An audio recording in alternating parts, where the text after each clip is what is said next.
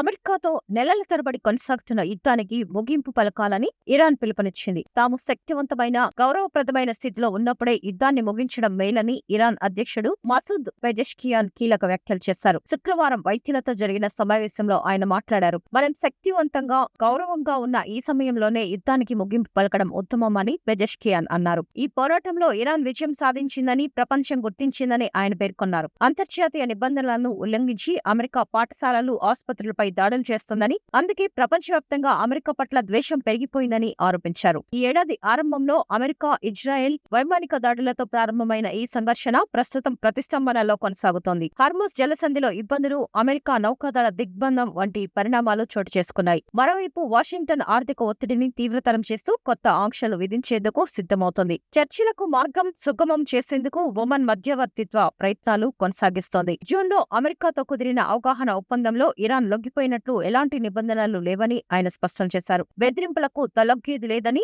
అవసరమైతే గట్టిగా బదులిచ్చేందుకు సిద్ధంగా ఉన్నామని హెచ్చరించారు. దేశంలో ఆర్థిక ఒత్తిళ్లు, అంతర్జాతీయంగా ఒంటరితనం పెరుగుతున్న నేపథ్యంలో శక్తివంతమైన స్థితి నుంచే తాము శాంతి చర్చలకు సిద్ధమనే సంకేతాలు పంపేందుకు టెహ్రాన్ ఈ వ్యాఖ్యలు చేసినట్లు విశ్లేషకులు భావిస్తున్నారు.